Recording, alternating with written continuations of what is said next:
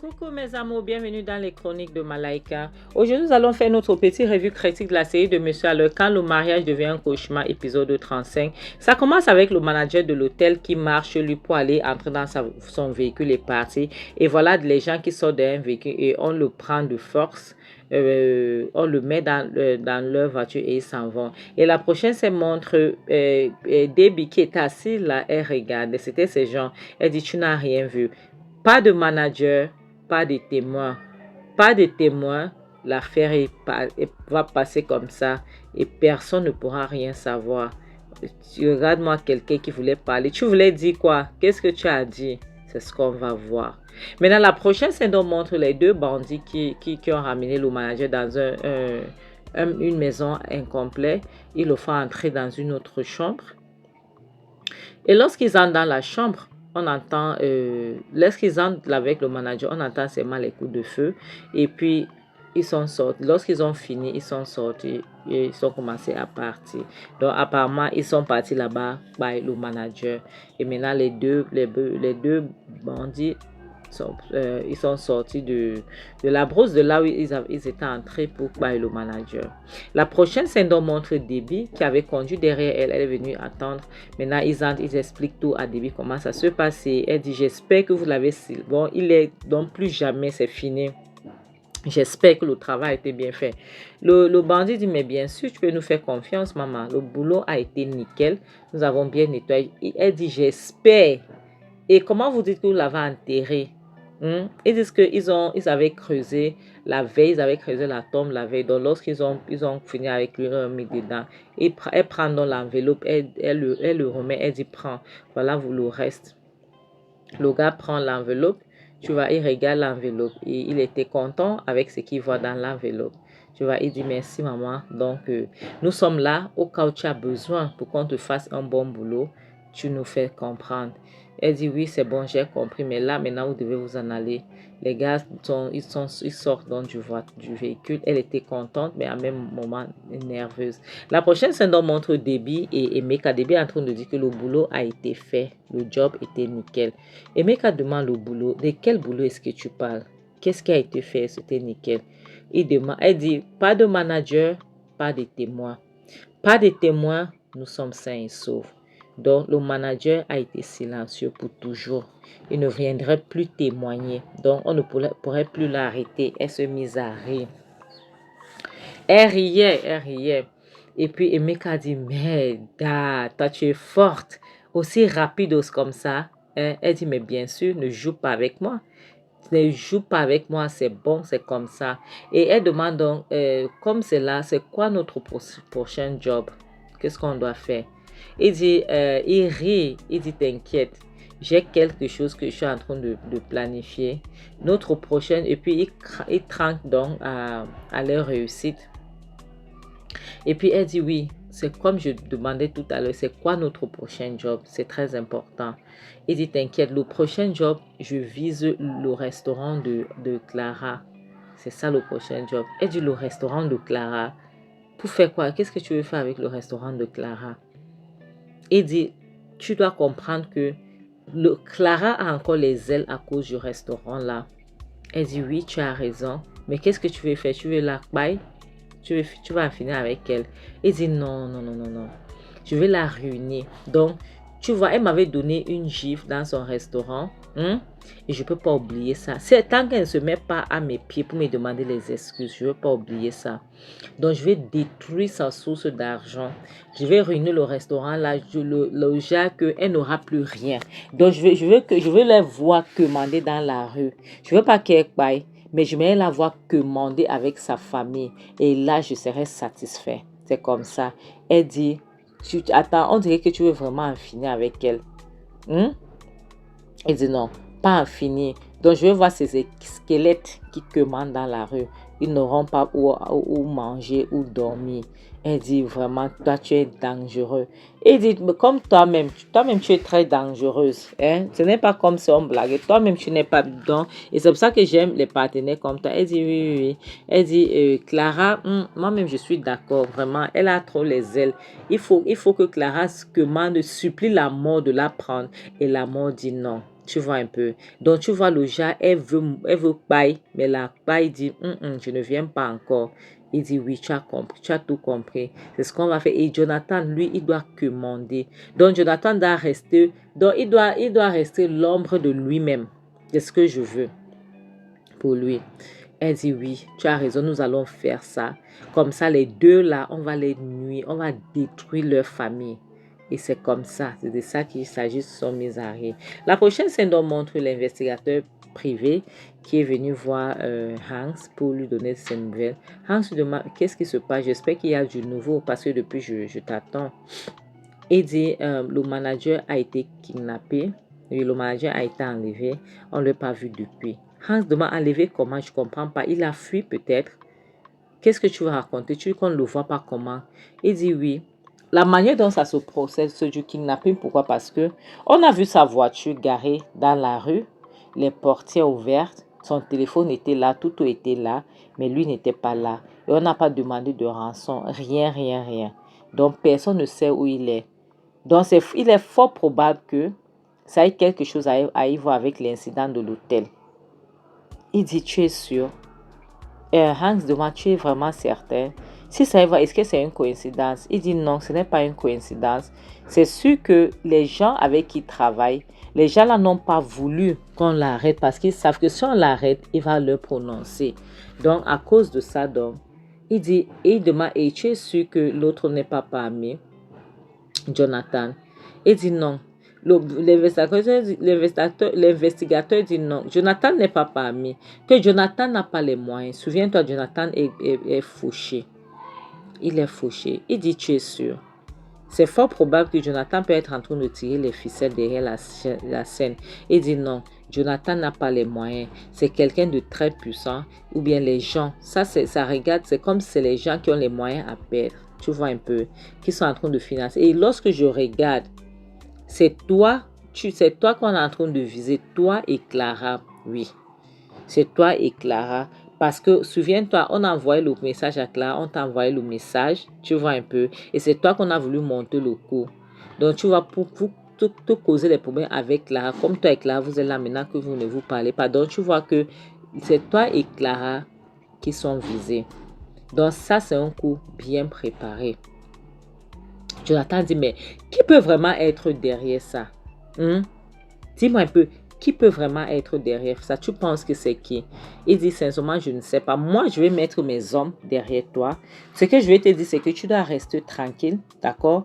Tu ne fais rien. Je vais mettre mes hommes derrière toi. Ils seront là, mais tu ne sauras pas. Ils vont te surveiller. Et même Clara, je vais mettre les hommes qui vont la surveiller en distance. Comme ça, s'il y a quelque chose. Mais lorsque toi, tu remarques quelque chose, s'il te plaît, fais en sorte que tu m'appelles. D'accord? Fais en sorte que je puisse être au courant.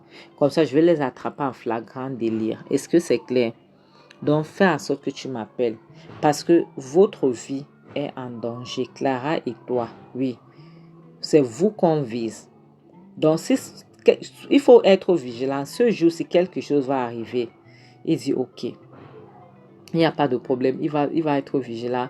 Mais qu'il doit vraiment fait tout parce qu'il va aller jusqu'au bout de ça. Il doit comprendre ce qui ne va pas. Il dit oui, il n'y a pas de problème, que lui va devoir aller, comme ça il va continuer les investigations. Et il se dit au revoir. Il se retourne donc. Il s'en va. Hans reste là, Hans le regarde et se met à réfléchir pour voir ce qui n'allait pas. La prochaine scène montre Benita qui est à la maison. Il y a quelqu'un qui sonne. Elle pas ouvrir, c'est le bailleur qui vient là à la maison. On sait, lorsque le bailleur vient, il y a un problème. Il dit, aide-moi, j'espère que tout va bien. Il dit oui, il dit, fais-moi parvenir ton père, s'il te plaît, appelle-moi ton père. Dis que le bailleur là, je vais le voir. Benita monte donc, elle peut appeler son père. Maintenant, il descend, il dit au bailleur que papa arrive. Il dit que vous patientez un peu, il est en train d'arriver. Et voilà donc Jonathan qui arrive. Il ne salue même pas, très impoli. Maintenant, le bailleur dit que, ah, Jonathan, comment tu vas? J'espère que ça va. J'espère que tout le monde va bien. Jonathan lui demande une fois, qu'est-ce que tu veux? Pourquoi est-ce que tu es là? Je ne te dois pas, mon loyer n'est pas encore fini. Pourquoi est-ce que tu es là? Hein? Je ne comprends pas. Toi, tu quittes ta maison, tu viens ici chez ton locataire, tu viens t'asseoir, c'est ma maison ici. Le bailleur dit non, s'il te plaît, est-ce qu'on doit se saluer? Nous ne sommes pas les ennemis. Hein? Il dit ennemi. Le bailleur dit prends, je t'ai apporté cela. Ça, c'est l'enveloppe. Il demande c'est quoi ça?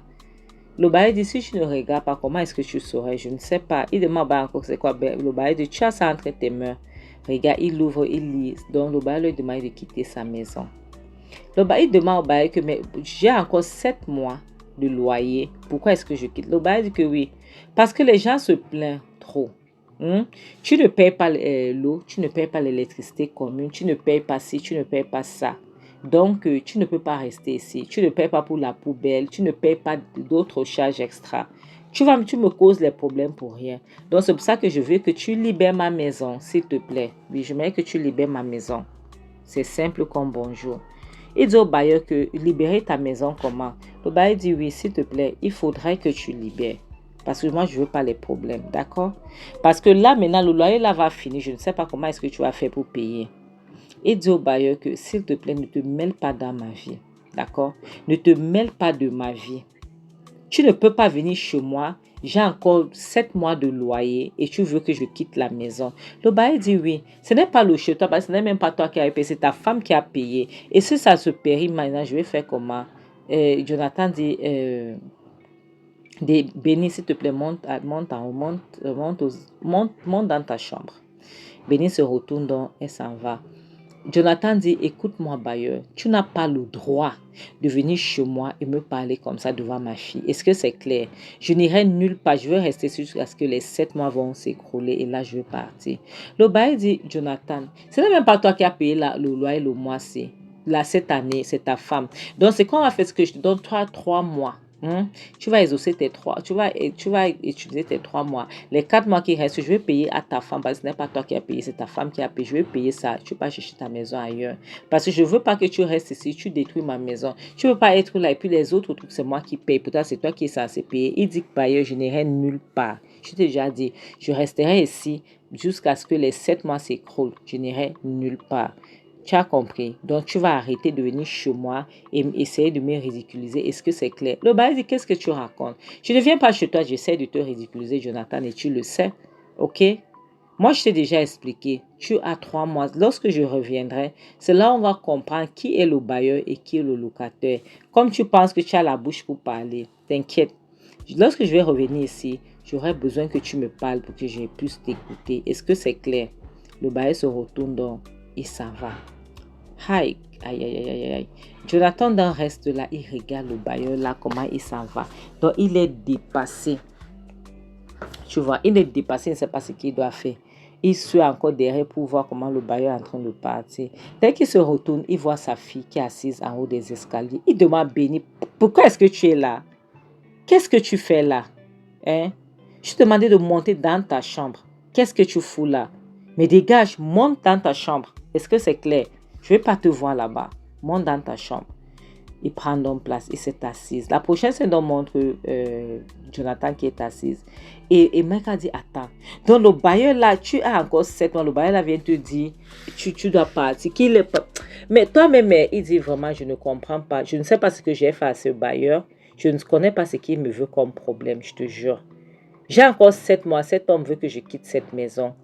Et mec a dit, et tu es resté là, tu n'as rien fait. Au lieu de lui donner les coups de poing, tu restes là, tu ne fous rien. Mais toi-même, toi, tu fais comment? Tu ne lui as pas donné les coups de poing, pourquoi? Jonathan le regarde, Jonathan demande, j'ai dit, Emeka, tu veux me mettre dans les problèmes? Je suis là, je n'ai pas d'argent, je ne peux pas encore lui donner les coups de poing. Et Emeka demande, tu t'entends parler. Comment est-ce que tu vas laisser le bailleur venir te parler comme ça, sans lui donner les coups de poing?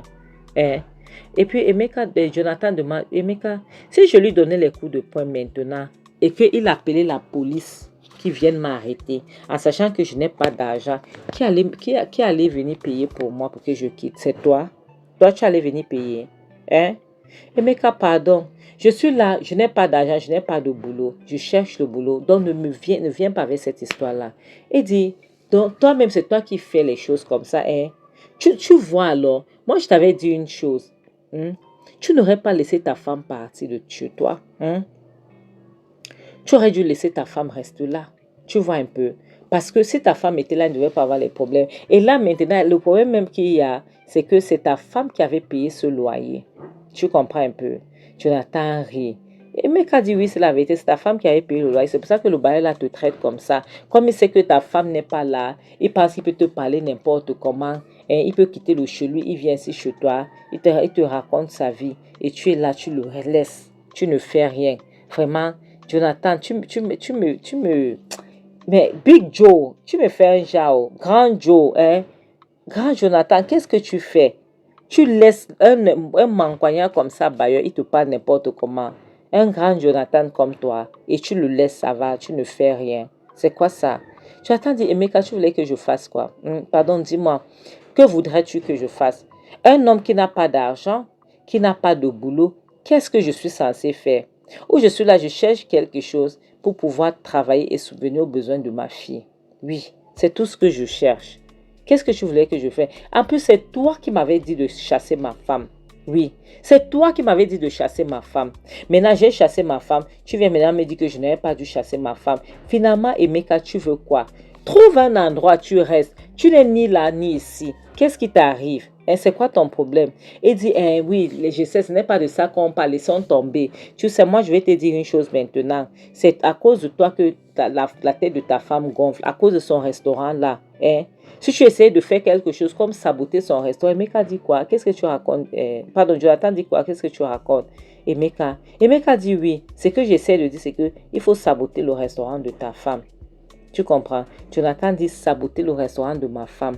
Pour faire comment? Tu ne comprends pas? Explique-toi. Il dit, mais si tu veux, il y a les moyens. Tu n'es pas obligé d'être là pour saboter. Tu peux rester ici à la maison, tu sabotes son restaurant. Tu vois? Donc, il y a plusieurs moyens pour le faire. C'est à toi de savoir. Jonathan dit comment? Parce que le même restaurant là que ma femme ne me laisse même pas m'approcher. De quoi est-ce que tu parles? Il dit, moi je t'ai déjà dit. Si tu vas prendre, tu me dis. Comment est-ce que tu vas faire pour saboter le restaurant de ta femme pour qu'elle puisse venir rester à la maison? Il dit, attends, si je fais ça, elle va venir rester à la maison. Tu ne comprends pas. Le genre, elle va quitter le business. Et Meka dit, c'est pour détruire le business. Tout détruire. Comme ça, elle va te respecter, elle va comprendre que c'est toi l'homme et elle va chercher à retourner, prendre sa place à la maison et comme ça, le respect va revenir à la maison. Que de partir rester là-bas, elle se fait exposer, elle est exposée, tous les hommes la voient. Est-ce que c'est ce que tu veux? Il dit, Meka, tu sais quoi, si tu ne peux pas parler pour que je puisse comprendre, moi je ne sais même pas de quoi est-ce que je peux te parler là maintenant, où je suis là, je ne sais même pas quoi te dire, sincèrement. Je ne comprends pas ce que tu racontes. Est-ce que tu as compris donc? Si tu veux m'expliquer quelque chose, explique-moi pour que je puisse comprendre. Et Meka dit, écoute, on peut saboter son restaurant. On peut faire en sorte qu'elle perd tout. Elle perd le restaurant, elle perd l'argent et elle n'aura nulle part y aller. Souviens-toi, Hans et elle ne se parlent pas, ils ne sont pas à bon terme. Donc si tu es d'accord, on peut le faire, mais c'est à toi de voir. Tu comprends un peu. Mes amours, c'est ici qu'on va s'arrêter.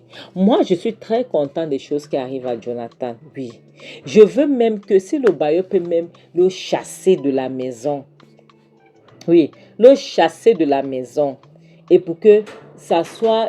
parce que comme lorsque je regarde, j'ai l'impression que finalement, on va le chasser de la maison, ils n'auront pas où habiter. Et au finish, ça sera Clara qui va encore repartir, prendre la maison là à sa charge pour habiter là-bas. Et ils vont venir habiter sous elle. Oui, c'est ce que je suis en train de voir. Parce que la jalousie de Jonathan, et parce qu'il ne peut même pas voir ce que Emeka est en train de lui faire.